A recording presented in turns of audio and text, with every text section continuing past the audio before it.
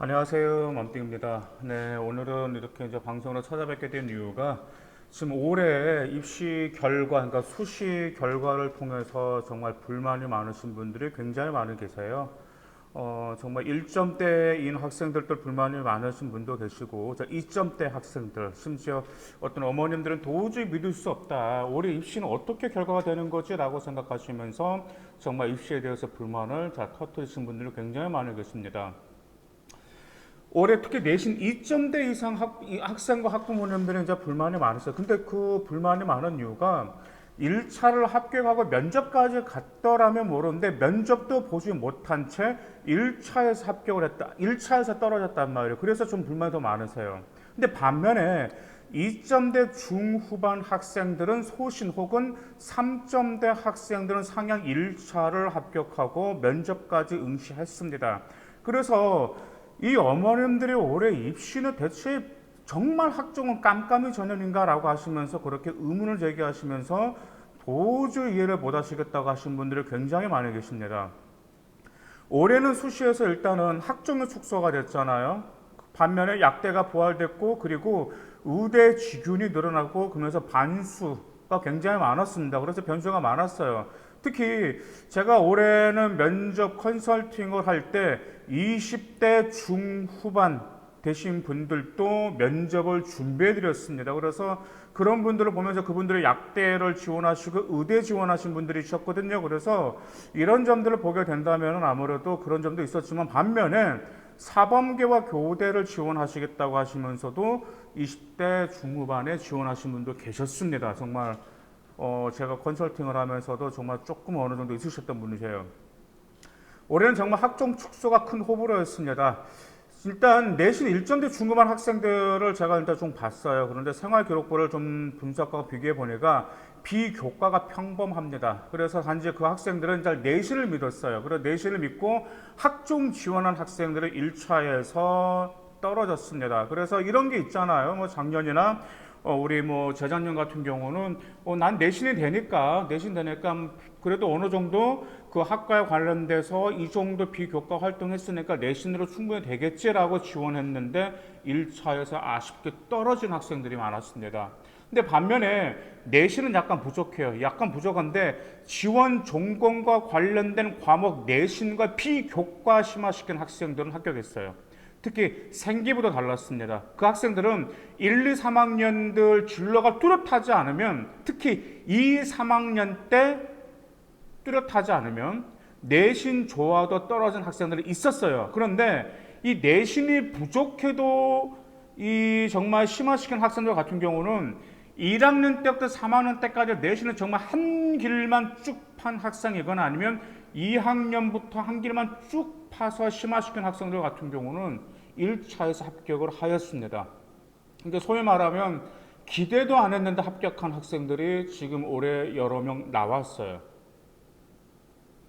자, 그래서 진짜 올해는 좀 하나 좀 청사진을 보여주는 것 같아요.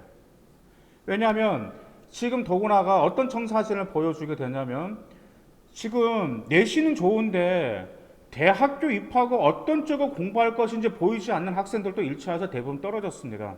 이제 발전 가능성 본격적으로. 그런데 이번에는 2점대 학생들 심지어 3.67 학생이 있거든요. 그 학생 같은 경우에도 지금 1차를 합격했거든요. 이공계열 쪽인데 공대 쪽인데 디스플레이 쪽인데.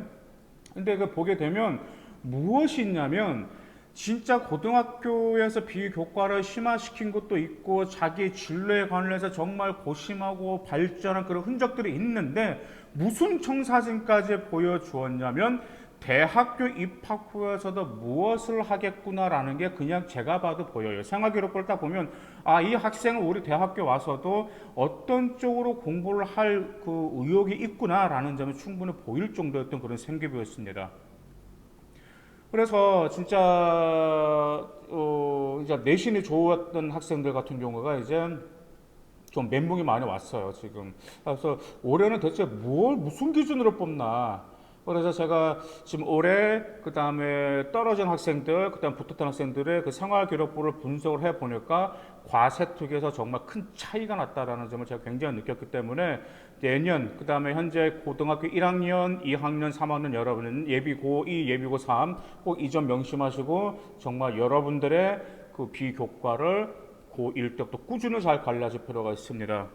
특히 좀 내년은 정말 좀 더 입시가 좀 힘들어지지 않을까라는 생각이 들기도 합니다. 그 이유가 지금 3점대 이상 학생들이 지금 저에게 전부 다 하는 말이 내년에 반수할 테니까 내년에 다시 한번 면접을 준비해달라는 학생들이 대부분이에요. 그래서 다 반수한다고 하고 있습니다. 지금 왜냐하면 그 학생들 같은 경우가 이제 교과 쪽으로 이제 합격을 했거든요. 근데 아시다시피 교과라는 것은 말 그대로 그냥 안정권이잖아요. 근데 학종 지원한 이유가 무엇이죠? 소신이라든지 그 다음에 상향을 한번 지원하려고 합격하기 위해서 하는 건데 이제 그 학생들을 내년 같은 경우는 교과도 지원하지만 특히 수능 최저까지 충족시켜서 더 좋은 대학교를 가겠다라고 지금 거의가 다 그렇게 저에게 말을 하고 있습니다. 진짜 올해 제가 보면서 딱 느낀 게 하나 있어요. 내신이 약간 부족합니다. 근데 학종을 갈 거라면 비교과 어설프게 준비하지 마세요. 여러분의 진로를 심화시키고 대학교 입학 후에서 어떤 점을 공부할 의욕이 있다라는 게 그 점을 생활기록부에서 충분히 보여주셔야 됩니다. 근데 반면에 내신이 짱짱해. 그런데 비교과를 활동했어도 제대로 비교과 활동 안 했으면 수능 최저 충족시켜서 학추로 가는 게 어떻게 보면 좋은 방법이라고 할 수 있습니다. 아니면 정시로 가세요. 그런데 아시다시피 제가 항상 전에도 방송에서 말씀드렸다시피 정시는 변별력이 생명입니다. 변별력이 생명이라는 거 어려울 수밖에 없어요. 제가 올해 수능 국어 한번 풀어봤는데 제가 좀 욕이 나왔어요. 욕이 나왔는데 이걸 아이들이 어떻게 풀 수 있을까라는 생각이 들 정도였어요. 제가 이제 컨설팅 하는 학생 중에 책을 정말 좋아하는 학생이 있습니다. 책을 정말 좋아하고 그 학생이 국어 2등급 이하로 떨어진 역사가 없는 여학생이거든요. 그 여학생이 하는 말이 더구나 국어 같은 경우는 시간에 밀린 적이 없었습니다. 시간 오버되거나 그런 적 전혀 없었는데 그 여학생마저 갑자기 시간이 부족했고 수능에서 난생 처음으로 국어 3등급이 나왔다는 점이에요. 1, 2등급 절대 2등급 이하로 떨어지지 않는 여학생이었거든요. 국어는 정말 잘했어요. 대부분 1등급 나온 여학생이었거든요. 그래서 그것을 보고 하긴 내가 보더라도 솔직히 어렵긴 어렵더라라고 제가 그렇게 말을 했습니다. 그래서 이제 올 겨울방학 다가오죠. 올 겨울방학 여러분들 기말고사 끝나잖아요. 이제 수행평가 다가오죠. 수행평가 꼭 점검 잘 하셔야 합니다. 수행평가에서 여러분의 활동이 아닌 활동보다 그 다음 무슨 역량이 드러날 것인지 그 다음에 추후 이것까지 발표 마련해 놓으세요. 내년에 어떤 쪽으로 더 심화시키기 위한 고심한 흔적이 있는지 그런 발판을 남겨두어서 내년에 더 심화시킬 수 있는 수행평가를 꼭 구성하시기 바라겠습니다.